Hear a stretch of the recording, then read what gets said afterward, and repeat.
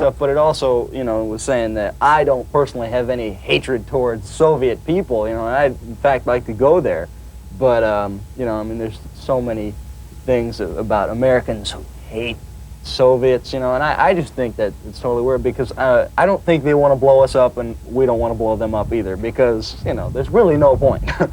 But the song was just, it dealt with that topic in a sort of a fun way, not really, you know, being real preachy because at the time I made the record I was 16, so who's going to listen to a 16-year-old saying, hey man, don't blow us up, okay, you know, because it just doesn't seem like that would be the most effective approach. But I think it turned out good. My sister sang it, so, you know, and she sang it because it was out of my range. So, you know, not only did I have trouble writing the song, I couldn't sing it. It was amazing, you know, but it turned out good. I liked it. Oh, that's good. Do you see pop music as being a means for channeling ideas? I think so. I think if you do it in a way, I think anytime a song is totally honest and it represents thoughts that, you know, a lot of people can possibly, you know, follow, I think it works. But I mean, there's many different approaches to songwriting. The people who get real preachy with songs, it depends on their personality. I mean, if you really respect them as a person, everything they do as in their individual life, then you'll probably like the song a whole lot and go, yeah, I can really get into that. But, you know, if it's somebody who's like saying don't do drugs and then the next week is like arrested for heroin or something, you know, you're going to go, I don't buy that, you know. So it really depends on what you are as a person and your beliefs. I mean, you can write it to satisfy your own creativity and your own feelings, and I think that's what most people do when they write songs that have sort of a message in them. They don't go, what do I want to tell the masses today, you know? I mean, and if they do, then that's probably scary, you know, because if that's how they're going about writing songs, I don't think it's a real healthy approach, you know. Speaking of strong views, despite being born here in Los Angeles and also being part of the record business, you've got very strong views on drug and alcohol abuse. Why is that? Well, I think that, I mean, I grew up in an environment, you know, where people would expect that, you know, one would use those substances, but my dad never used them, and people always assumed that he did, and he had always told us from, you know, the beginning. I mean, because we had gone to a lot of his shows from when we were really young, and you get to know this certain hideous smell, and you see people behaving really stupid and out of control, and you grow up with that in your mind, and you really have no desire to do drugs. And I find it repulsive to see people. I mean, if there's somebody that I really admire and I meet them and they're on drugs, I mean, I'd really have to think about how much I really admire them, you know. I mean, if it's like that, I mean, sometimes you can't help but you still love this person because they're, you know, they're so talented, but you think, what a waste.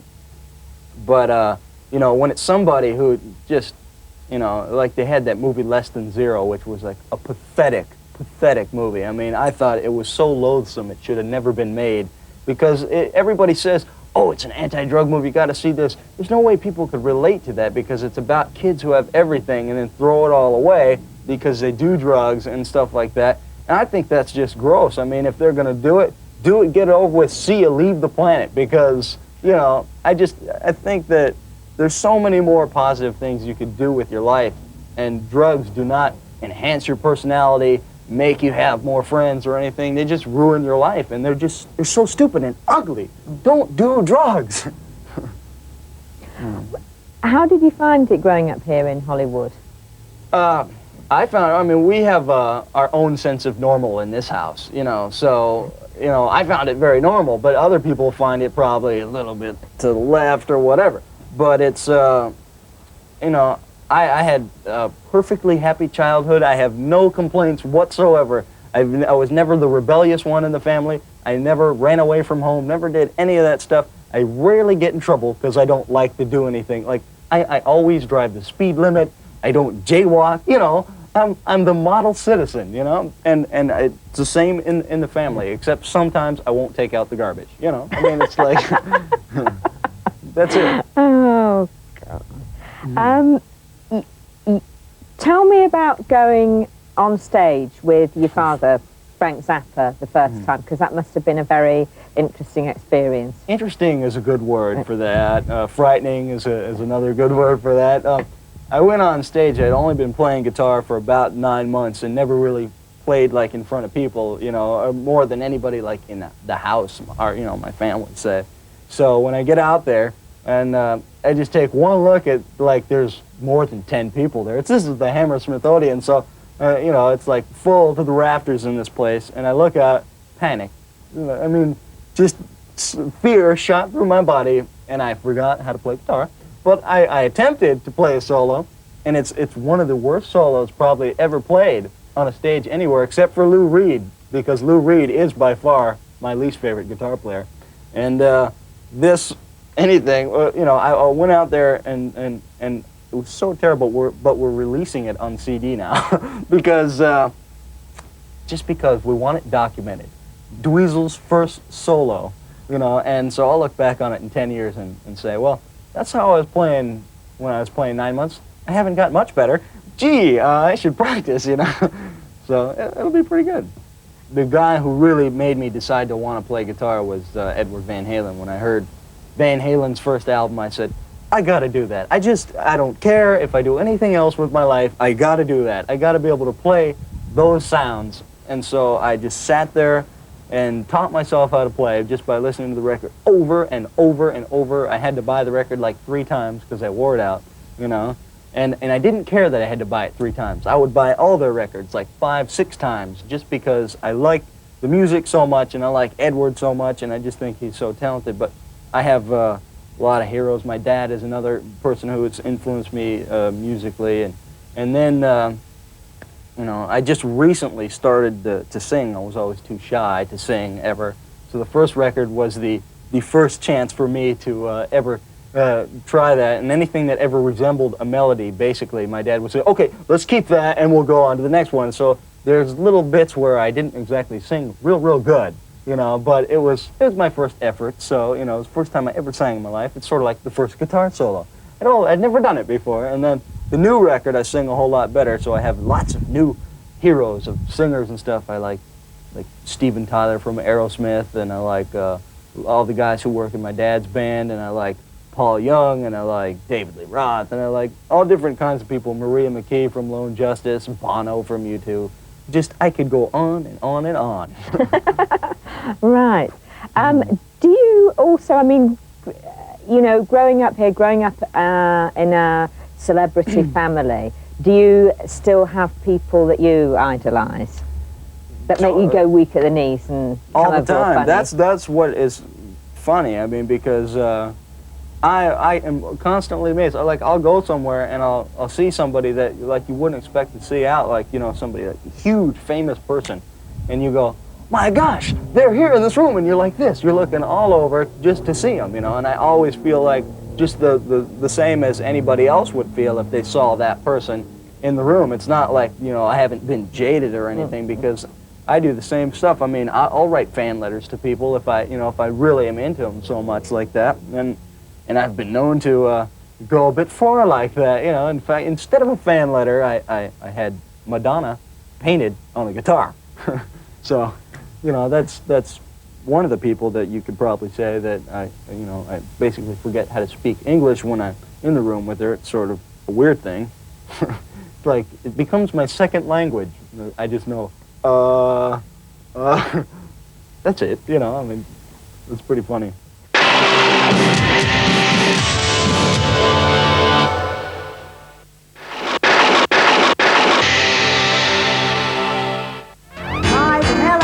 I was never like a huge Madonna fan until the True Blue record came out, and then I had the guitar painted with the True Blue album cover on it, and I made it with the intention of, like, you know, that'd be a good way to, like, meet her for one, and just tell her that, you know, I really thought like a guitar solo would be good on one of her songs, and so I got to do that, and but I never got to play on one of the songs, and but it just turned into like this bigger than you know, just play on the record kind of thing. I just, you know, it's just been a fun project for me. All these kind of things. What else could I do? You know, like You know, I want to play on one song, but I got to figure out the best way to run into her and say, please, please, you know. But see, you haven't seen the guitar, have you? You haven't. We should bring the guitar out. Somebody hand me the guitar. Where's the thing? It's outside a door here. We're in my backyard, by the way. This is the Hansel and Gretel house. We put it all together with all kinds of little bits and pieces, anything we could possibly find that would go in the wall. We have a petrified frog over there. Nice. But, oh, they're bringing the guitar in now. Okay. We're all set now. Have you seen this before? No. You haven't even seen it. No, I haven't. Okay, here it comes. Ta-da. Now let's see what we got here. Oh my God, that's incredible. And she signed it. See? That's wonderful. It's a beautiful guitar. Yeah, it's the people brilliant. at Jackson Guitars did an amazing job, and I'm totally into it. I mean, this is, you know, the only guitar that I would actually sleep with. I fall asleep with it, and it's a great guitar. Over here in Hollywood, you are the darling of the gossip columnists, and they report that you're out with different girls every night. Is all of this true? Well, certainly not different girls every night. I mean, it depends on what you read in there. I mean, there's been funny stories like there was a big one time where I got calls from people all over the world, like press, and I'm going, what's going on here? They thought I was dating Cher, and I don't even know Cher. I hadn't even met Cher at the time that this was, you know, said, and it was very funny for me, you know, because I mean, at least you know, if it was like Tammy Baker or something that they linked me with, I'd be really upset, you know. But Cher's all right, you know. I thought that's okay, and but no, I mean, you get your picture taken when you go to public places, you know. And I mean, I'm not one of those people who kind of, you know, shies away from you know, all the paparazzi kind of thing. I mean, I let them have their pictures. I mean, that's their job. I don't want to get them mad or anything like that. But I'm not, then again, I don't sit there and go, you know, to every place I can possibly go to have my picture taken, you know. It's just you come to expect that if you go a place like a premiere of a movie or whatever that you go to, you're going to have your picture taken because there's usually photographers there. And if you're with a different person, then they like to, you know, blow these things up. But, you know, I mean, usually if I'm dating somebody, I stay with them for a long time, you know. So, but, you know, you kind of have to live your private life in the public eye, which can be harmful or it can be, you know, amusing. But, you know, you have to really take it with a good sense of humor. Otherwise, it can really kind of be damaging to a lot of things, you know. You've had quite an extensive career. I mean, starting off with that single when you were 13 called My Mother Was a Space Cadet. Yeah, produced by Edward Van Halen, that was. Very nice. Who have you enjoyed working with? Because you've worked with so many different sorts of people. I'm always excited to work with just about everybody, you know. I mean, it's like if there's a possibility for me to do anything, I like to do it, you know. I mean, like I got to play on Don Johnson's record. That was great. That was a lot of fun, and the song turned out good. I made a video for the first record, and I had all these people in it: Robert Wagner, Jane Fonda, Charlie Sexton, Michael DeBar, Daphne Zuniga, and like just tons and tons of folks. Vince Neil from Motley Crue. They all just came on just for fun, you know. I just asked them to, and I'm still amazed to this day that I have Jane Fonda in my video. You know, it's pretty funny, you know, because all you got to do is ask, basically. It's all you got to do. Dweezil, the new album's out soon. What's it like? It's got all kinds of stuff on it. I mean, it's going to be called My Guitar Wants to Kill Your Mama. No offense, moms, because, you know, it's an old song of my dad's. It's sort of like a rhythm and blues kind of song, but I turned it into a heavy metal song, and it's pretty funny. You know, the thing about the record is it has a lot of, like, hard rock guitar kind of things on it, but, you know, I'm not really so much into, like, you know, hard rock kind of, like, heavy metal look. I mean, if you look at me, I'm not, like, wearing leather and chains and stuff. I'm pretty much like a regular guy, but I have that kind of taste in guitar playing. But and I'm not one of those singers who sings at the top of his range, because I really don't have that high of a range. And it's just songs that are about things that I think people will understand. I mean, they all just sort of, you know, are self-explanatory. I mean, there's some fun songs on there. I got a really nice ballad that turned out to actually be reminiscent of the Beatles, I'd say.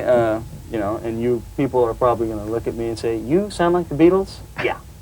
Bye-bye. You know? But no, it sort of does, and proud of it, because I was a big fan of a lot of their songs, and I don't know, I just think that it's got a whole big variety of material on there. Not everything's geared towards just one audience, so I think people should own it. They should just have it in their house, like 6 or 7 copies at least. Every house. Thank you, Dweezil. As well as doing your music, you've also branched off into acting. Let me ask you that were you to get a really major part and your acting career were to take off, would you pack up the music? Oh no, I couldn't pack up a musical career to do acting. I mean, really, you would, if you get one good role, you should be happy to do that. I mean, I'm not, you know, I mean, I want to do a balance of the two, because it's just, you know, acting to me is just, you know, you get a chance to be somebody that you're not. You get to play a character. Say you want to be a pirate, you get a chance to be a pirate in a movie, you know, and it's like a dream come true kind of thing. So, you know, and I'm not one of those studied actors who, you know, takes all the classes. I mean, I'm just interested in as far as, you know, it's like a study in behavior, and I think interesting people, not to say that I'm an interesting person, you could be bored by me, but saying interesting people are usually interesting on film. So I just look at it from that approach, and I'm not looking to like win Academy Awards. I just kind of want to have some fun and make some, you know, good entertainment.